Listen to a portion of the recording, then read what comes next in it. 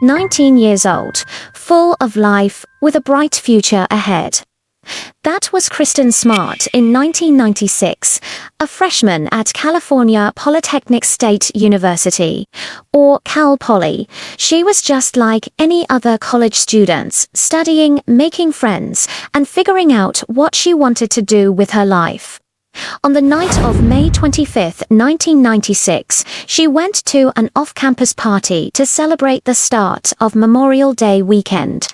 It was a night that should have been full of fun and laughter. Instead, it became the start of a mystery that would haunt her family and community for over a quarter of a century. Kristin never made it back to her dorm room that night. She simply vanished. Witnesses at the party said Kristin seemed a bit unsteady as she left around 2 a.m. Two friends helped her walk back towards the dorms, but they eventually split off, leaving her in the company of another student, a freshman named Paul Flores. He had offered to see her safely to her dorm. He was the last person known to have seen her alive. When questioned by police, Flores claimed he walked with Kristin as far as the intersection near his own dorm hall, and then they went their separate ways. He said she continued on towards her dorm, Muir Hall, but she never arrived. The initial hours after her disappearance were filled with confusion.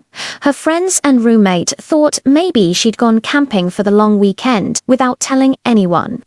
But as the days turned into a week, a knot of dread began to tighten. This was completely out of character for Kristin. She was responsible and always in touch with her family. A massive search effort was launched. Hundreds of volunteers, law enforcement officers, and even the FBI scoured the Cal Poly campus and the surrounding hills of San Luis Obispo. They used helicopters, ground-penetrating radar, and even cadaver dogs. But they found nothing. No sign of Kristin, no clues, no answers. It was as if she had disappeared into thin air. From the very beginning, investigators' attention was focused on Paul Flores. His story had inconsistencies. He showed up to his dorm room that night with scratches on his body. When questioned, his answers were evasive and changed over time. The cadaver dogs, specially trained to detect the scent of human remains, showed an intense interest in his dorm room, specifically his mattress. This was a huge red flag. Despite the dogs alerting on his bed, and despite the growing cloud of suspicion, there was no physical evidence directly linking him to a crime. There was no body, no murder weapon, no confession. Without concrete proof, police couldn't make an arrest. The case, while officially active, quickly went cold. For Kristin's parents, Denise and Stan Smart, this was the beginning of an unimaginable nightmare. They refused to let their daughter's memory fade. They became her fiercest advocates, relentlessly pushing law enforcement to keep the investigation alive. They put up billboards, gave countless media interviews, and even hired their own private investigators.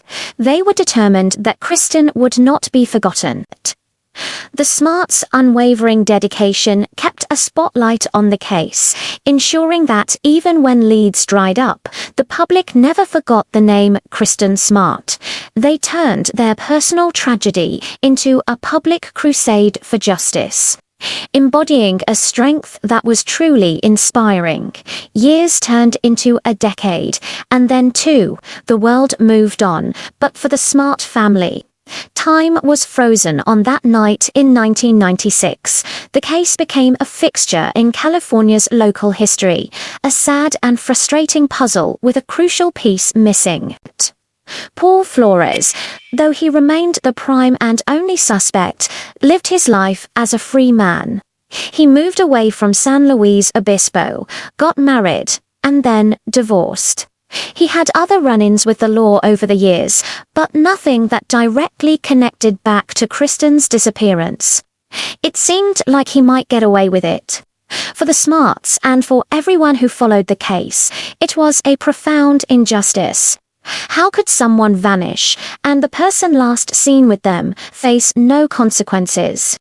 But then something shifted. The world of true crime investigation was changing. Advances in forensic technology were one thing, but the real game changer was the rise of new media. In 2019, a musician and journalist named Chris Lambert launched a podcast called Your Own Backyard. He grew up in the same area and remembered the Find Kristin billboards from his childhood. He decided to reinvestigate the case himself from the very beginning. The podcast was incredibly detailed. Lambert interviewed witnesses who had never spoken publicly before, uncovered old documents, and pieced together a timeline that was more comprehensive than anything seen before. The podcast became a global phenomenon. Millions of people were listening, and suddenly Kristin Smart's case was back in the national spotlight. Your Own Backyard did more than just retell an old story. It generated new leads. People who had been hesitant to talk to police years ago now felt compelled to come forward.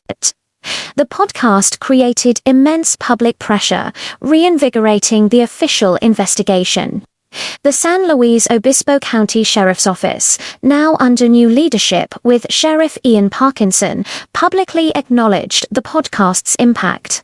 They began re-interviewing key figures and executing new search warrants. In early 2020, authorities searched Paul Flores's home in San Pedro, California. They also searched the homes of his parents and sister. This was a major development. It was the first significant police action in the case in years. Then, in April 2021, came the news everyone had been waiting for 25 years. Paul Flores was arrested and charged with the murder of Kristin Smart. On the same day, his father, Ruben Flores, was also arrested and charged as an accessory after the fact, accused of helping his son hide Kristin's body. The arrests sent shockwaves through the community and brought a surge of hope to everyone who had followed the case. After a quarter of a century of dead ends and frustration, it felt like justice was finally within reach. The district attorney announced that they believed Paul Flores killed Kristin in his dorm room during an attempted sexual assault, and his father helped him move and conceal her body. The trial began in July 2022. Because of the intense media coverage, it was moved to Monterey County. It was a complex and emotional trial with two separate juries, one for Paul and one for his father, Ruben. The prosecution laid out its case, built on decades of circumstantial evidence. They presented the testimony from the dog handlers back in 1996. They brought in forensic experts who had found evidence of human decomposition in the soil under Ruben Flores' estate during a search in 2021. And crucially, they had witnesses who testified about incriminating statements Paul Flores had allegedly made over the years. It was a painstaking process of connecting dots separated by more than 2 decades of time. After a 3-month trial, the verdicts came in. On October 18, 2022, Paul Flores was found guilty of the first-degree murder of Kristin Smart. It was a moment of profound relief and vindication for the Smarts family. After 26 years, 4 months, and 23 days, they finally had a conviction. Justice, long delayed, had finally arrived. In a separate verdict, Ruben Flores was found not guilty of being an accessory. While this was disappointing for some, the primary goal holding Kristin's killer accountable had been achieved. In March 2023, Paul Flores was sentenced to 25 years to life in prison. The story of Kristin Smart is a tragedy, but it's also a powerful testament to the persistence of love and the pursuit of justice. It shows how a family's refusal to give up, combined with the power of investigative journalism and a dedicated community, can solve a case that once seemed unsolvable. Though Kristin's body has still not been found, her family finally has the answers they fought so long for. Her killer is behind bars, and her story serves as a reminder to never lose hope. Thank you so much for watching. If you found this story meaningful, please consider liking this video and subscribing for more. We'll see you next time.